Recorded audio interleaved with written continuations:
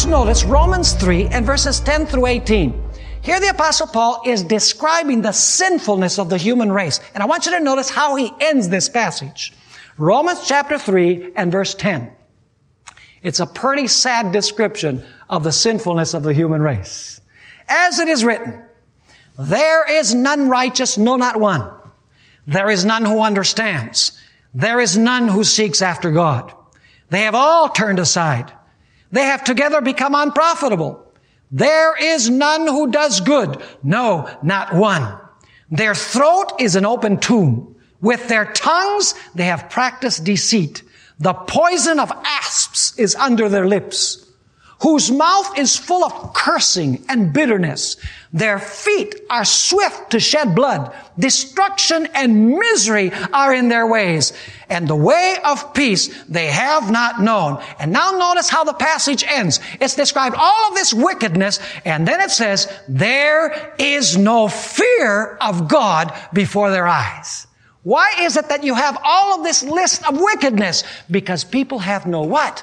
They have no fear of God before their eyes. Let me ask you then, do you think that the first angel's message is talking about the importance of being obedient to God and following what He says in His holy law? Absolutely.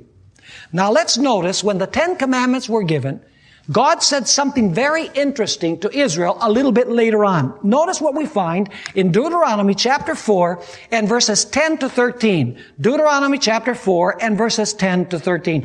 Here, Moses is reminiscing about what happened on Mount Horeb when God gave the law.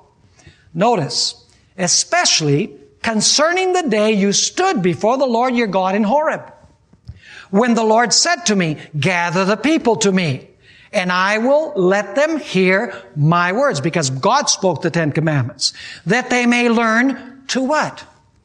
When God spoke the 10 Commandments, it was to teach Israel to do what? To fear Him. So it says, I will let them hear my words, that they may learn to fear me all the days they live on the earth, and that they may teach their children. Is there anything in the 10 Commandments that teaches people to fear God? Are we supposed to teach our children the principles of the 10 Commandments? Absolutely. Notice verse 11.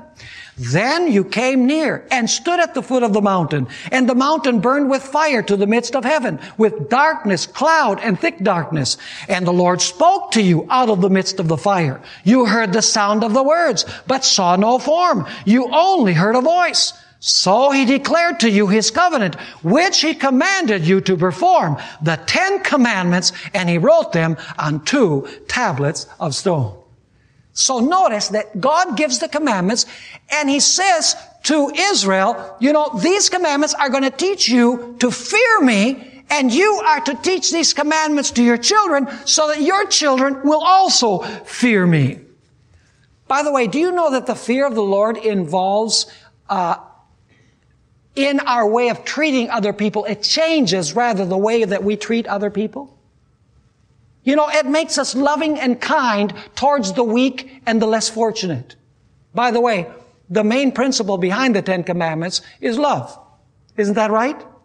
Notice what we find in Leviticus chapter 19, verse 14, and then we're going to jump to verse 32. Notice how the fear of the Lord, when we have the fear of God in our hearts, it's going to affect the way that we treat our neighbor. And of course, the essence of God's law, the essence of the 10 Commandments is love. Notice, you shall not curse the deaf, nor put a stumbling block before the blind. And then what does it say? Shall fear your God. I am the Lord. Now notice verse 32. You shall rise before the gray-headed and honor the presence of an old man. And then it says, and fear your God. I am the Lord. Are you catching how the fear of God in our lives affects the way we treat other people? Notice Leviticus 25, and we'll read verse 17 and verse 36 and also verse 43. It says there, therefore you shall not oppress one another, but you shall fear your God. Notice that when we fear God, we don't oppress other people. For I am the Lord your God. Also, Notice what he says. Take no usury. You know what usury is? It's an exorbitant amount of interest. It's taking advantage of people financially.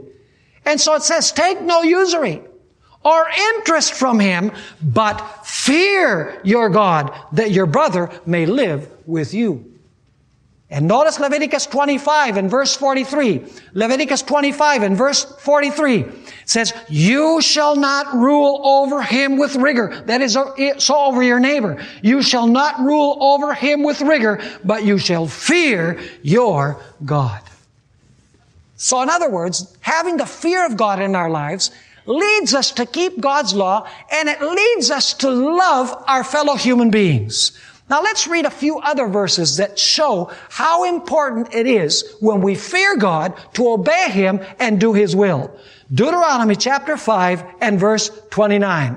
Deuteronomy chapter 5 and verse 29. Notice how God opens up His heart to Israel. He says, oh, that they had such a heart in them, that they would fear me.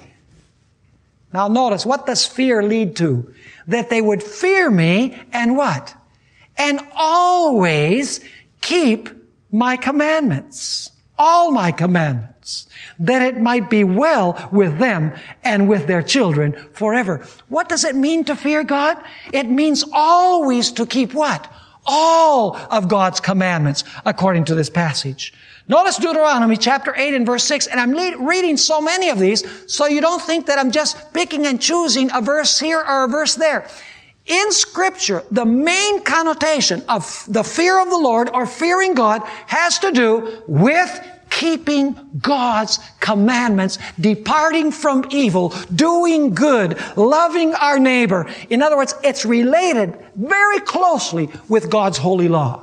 Notice Deuteronomy 8 and verse 6. Therefore, you shall keep the commandments of the Lord your God, to walk in His ways and to what? And to fear Him. Notice once again the idea that the commandments are linked with fearing God. Notice Deuteronomy chapter 10 and verses 12 and 13. Deuteronomy chapter 10 and verses 12 and 13. And now, Israel, what does the Lord your God require of you?